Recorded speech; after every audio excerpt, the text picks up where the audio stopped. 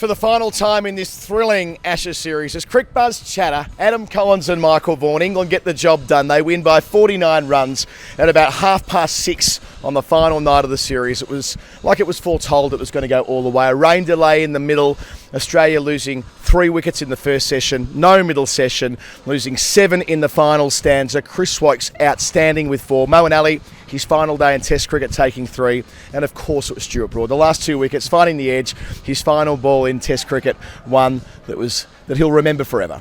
Yeah, I mean, it's been such a great 7 weeks. I mean, 5 Ashes Test matches. Everyone seems to have gone down to the wire. Huge amount of credit for both sets of players, because you've got 2 contrasting styles, but it's still the emotional drain, the physical energy that all these players have had to kind of stand for week after week. But it was always going to be Broad.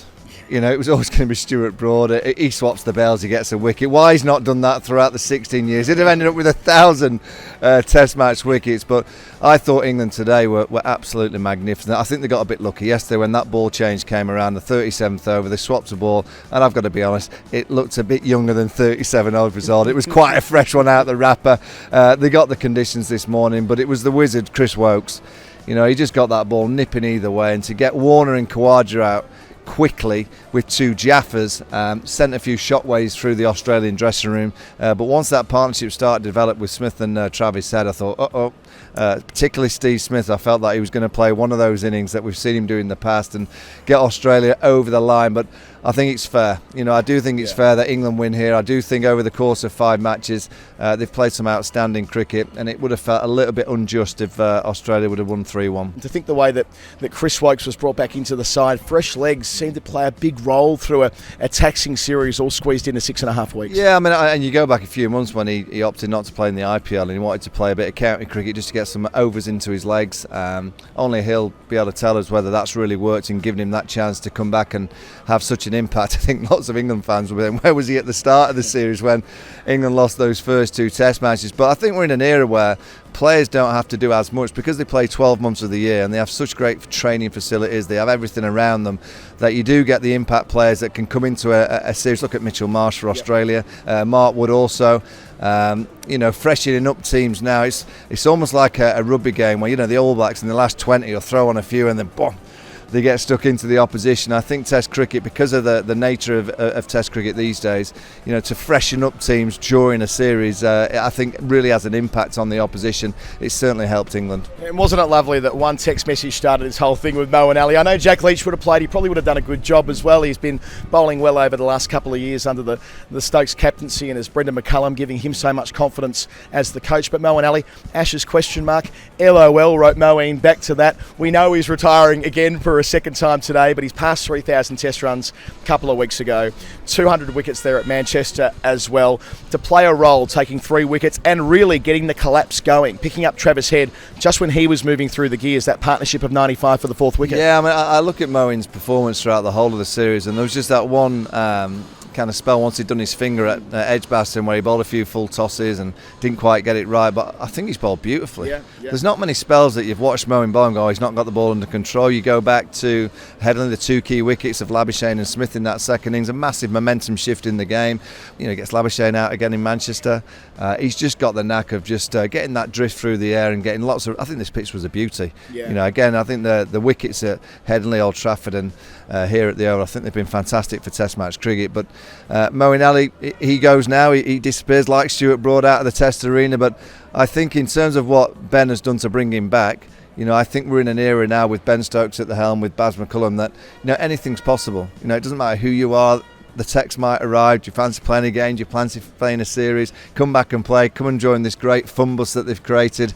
And I bet you Moeen Ali will say that this has probably been the best 4 games that he's played. Has probably been these 4 games, because it feels like a great environment to be playing cricket. Ben Stokes catching it, not quite bringing it to ground with Stephen Smith. They went upstairs.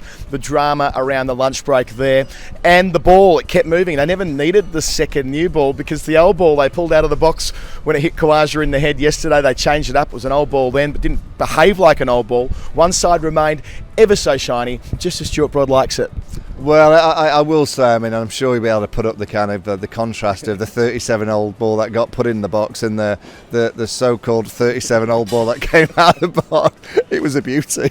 I don't know who picked it, but it was an absolute beauty. It was swinging all over the place, and look, you still got to put the ball in the right areas. And you look at some of those dismissals. I look at 4 dismissals. You look at David Warner, it was a peach. You look at Kawaji, it was a peach. You then go Labuschagne Wood, it's a beauty, and then you go Steve Smith to Woakes. 4 absolute jaffers to get the 4 best players out. That's why England have won.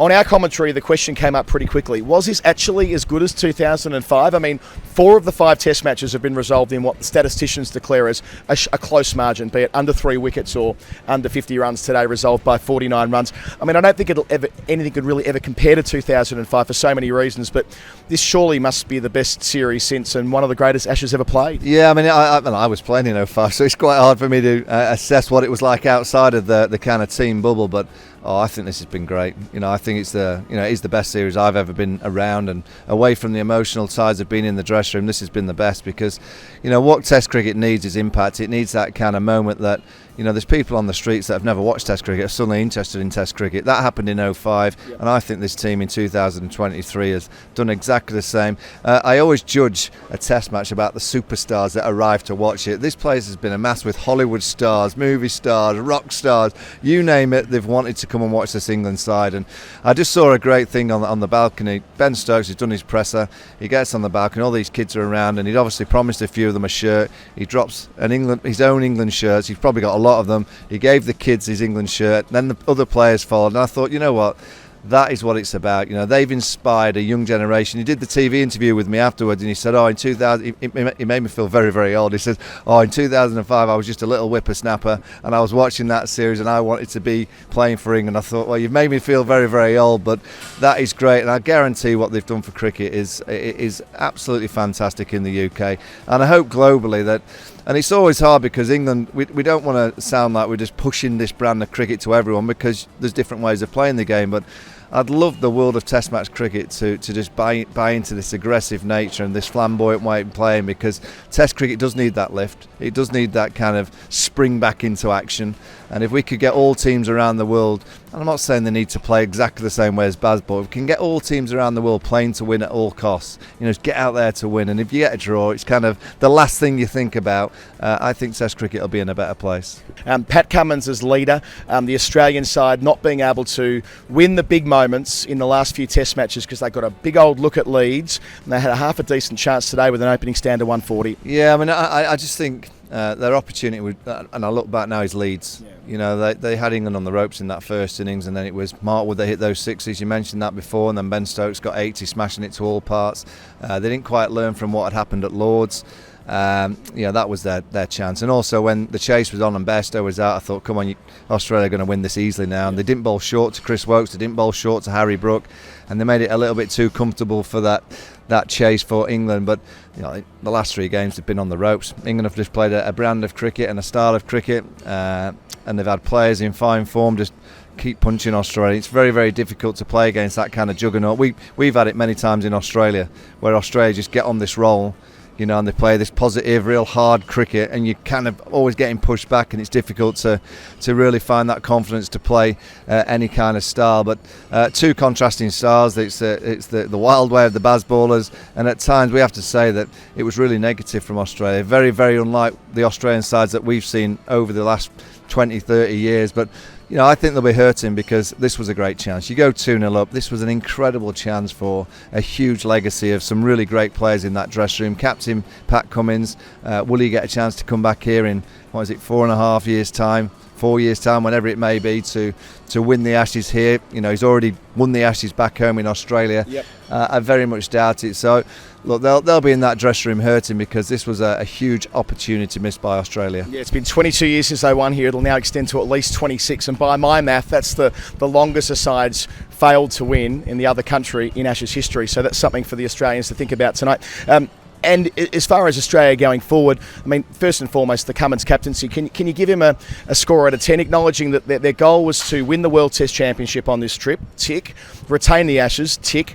They didn't win here, so it isn't the perfect series, not even close, but still, they did get a lot right. Oh, he got a lot right. I think he's an outstanding leader. I think he's got this group playing different style of cricket to England, but in terms of how he leads, I think he's a wonderful cricketer. I think he's got a smart cricket brain. There were times, as with Ben Stokes throughout the series, that I looked at the tactical side and thought, oh, you could do things slightly differently. But that's the nature of the beast of being a captain, that you're always going to get people say, oh, why don't you put a fielder here, or why don't you put this bowler on at certain times. Ultimately, I think at the start of the summer, would he have taken beating India to win that trophy and for the series to be 2-2? He probably would have said yes. But when you're 2-0 up in the series with 3 to play and England are on the ropes, he'll be hurting that he didn't quite get that mojo right with the team in those last 3 games. And maybe it'll be, Headingley with a few tactical manoeuvres. Maybe it'll be here that his team, particularly on that second day, when you go out and bat with such negativity and you allow the opposition to just bowl to you without just trying to do something to try and offset their lines and lengths, I actually think that's where Australia lost this match, was in the first innings batting. I think they should have got 400. The pitch was playing okay. It was a little bit of swing, and you're going to expect that in English conditions, but the pitch was playing pretty good, and I thought that was Australia's real chance to nail this game, was to get a bigger score in the first innings. And in terms of the 2 captains, how would you grade them out of 10? Oh, I'm going to give them both high. I mean, I just love Ben Stokes. I'm not just being biased. I have him right up there with the best England captains for what he's achieved in 18 months. What's that? 13 wins in something like 18 games, or it might not be that. 14 now, yeah. He's just revolutionised the way that this England side are playing. These are the same set of players that have been playing Test cricket for quite a few years, and he's just brought this energy and this drive and this way of playing that we all are on the edge of our seats. And I do think he'll be talked about as being the great England captains, but he might end up being the greatest, because it might be in 15-20 years time that we're talking about the Ben Stokes England side that changed the way Test match cricket was played forever. And I think if you have that by your legacy, and even if he doesn't win an Ashes series, and I do think if he's there in 2.5 years time with what England are doing, I think they'll put the frighteners up Australia. I think Australia have got a little bit of tweaking to do over the next 2.5 years. They might lose 1 or 2 players, but I just know that if Ben Stokes is captain going to Australia in 2.5 years time and Baz McCullum is next to him, I think we're in for an absolute belter of a series. And here's the good news. Ben Stokes said tonight he's definitely playing through until at least that series. We thought his retirement might be imminent maybe 6 months ago with his body falling apart. Not to be. Ben Stokes inked in, provided it all stays together, to be in Australia in 2.5 years' time. In closing, the Baz bowlers, their next assignments in India. Vaughanie, we know a lot of people watching this video will be keen on your thoughts on how Bazball will go when they're up against the spin masters of Ashwin and Jadeja and Akshar and all the rest. Well, it's the ultimate challenge. It's the ultimate challenge because the Bazballers so far have really kind of struck against seamers primarily. Nathan Lyon had a bit of success earlier in the season. That was a massive loss for Australia. They'll give it a right good go. They'll give it a right good go of going out there, and they'll be playing sweeps, reverse sweeps. They'll be dancing down, trying to launch.